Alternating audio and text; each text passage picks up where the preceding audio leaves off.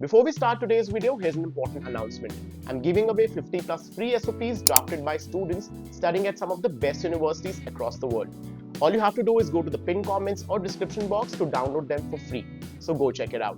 This country in Southern Europe was the backdrop for major Hollywood movies such as The Gladiator and World War Z, as well as TV series like Game of Thrones, which earned it the nickname the Blockbuster Island. Part of the EU and largely overshadowed by its very popular neighbor Italy, Malta is gaining immense popularity amongst international students as a study abroad destination. And when you try to look it on a world map, chances are you may not find it because it's so tiny. To give you a rough idea, Malta is half the size of cities such as Mumbai and Hyderabad, 1/3 of Bangalore, and 1/5 the size of Delhi. Hi, my name is Saket, and in today's video, let us talk all you need to know about studying in Malta. Let us begin with the education system. Malta was a British territory until 1964, and therefore most of its education system is very similar to the UK. Degrees are usually 3 years only, except engineering, which are usually 4 years, and medicine and dental related programs that may last up to 5 years. Masters are 2 years, but there are a few master's programs that you can finish in just 1 year, just like the UK. Over to universities and programs. There are largely two major universities in Malta, University of Malta and American University in Malta. Out of these, University of Malta is a public institution. And then there are a few private institutions too, such as Malta College of Arts, Science and Technology, London School of Commerce, European Graduate School, and Global College Malta. Some really popular courses include medicine, dentistry, arts and design, architecture, law, business, hospitality and tourism, film and media, and STEM subjects. Now let's talk about intakes and deadlines. So there are usually two intakes in Malta, February and October, out of which October is the major intake. Some private colleges may also offer intakes in April, May and June as well.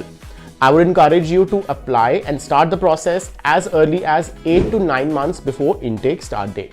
To give you an idea, for October intake, deadlines are usually July, and February intake deadlines are usually November. Now let's head to costs, starting with the tuition fee.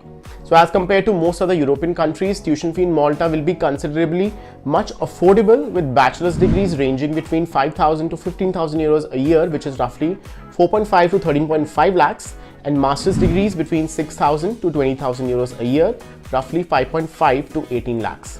Programs such as engineering and health sciences will be costlier than others. Also, many programs will cost you just 10,000 euros or 9 lakh rupees for the full course. Second major expense is your cost of living. Living will be at par with most major European countries and cities. And on average, you can expect to set aside 1,200 to 2,000 euros a month as living, depending on your lifestyle. Accommodation will be the major expense, since it can be a bit expensive, and you will have to shell out a minimum of 500 euros a month for a decent shared accommodation.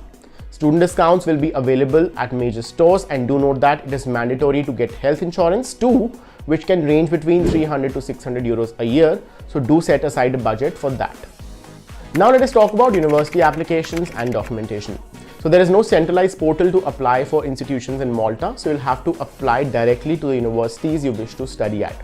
Most institutions will require your academic transcripts and certificates, statement of purpose, 2 letters of recommendation, CV, passport, and English language tests such as IELTS, TOEFL or PT. For UG courses, minimum expected level is 6 bands overall, with at least 6 in writing and 5.5 in other modules.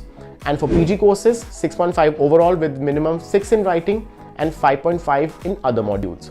Application fee may be charged by some institutions, and it will be 100 euros on an average. Once you apply and get an admit, the next step is your study visa. To apply for Malta Study Visa, also called the National Long Stay Visa or the D Visa, you will need application form, 1 photograph, passport, medical insurance, travel details and dates, letter of acceptance from your university, course details, proof of accommodation such as hotel booking or accommodation contract, proof of fee payment, education certificates apostilled by Ministry of External Affairs, and Aadhaar card. Also, proof of sufficient financial means is required, which is equivalent to 75% of the national minimum wage for every month of study. The visa fee is 8,913 rupees, and there is a 2,331 rupees service charge and 160 rupees convenience fee. And last, part-time jobs and post-study work visa. Malta also offers international students to work 20 hours per week, but do note that you cannot work in Malta for the first 90 days, and once you get a job offer, you will need to apply for an employment permit or license. You can expect to earn 8 to 12 euros an hour for your part-time job. Talking about post-study work visas, you can stay in the country for 1 year to look for a job, and once you get one, you can extend your visa. There are a number of helpful resources in the description box below that will be of immense help if you're planning to explore Malta as your next study abroad destination. Hope this video has been super helpful, and before you leave, don't forget to like, share and subscribe. See you next time.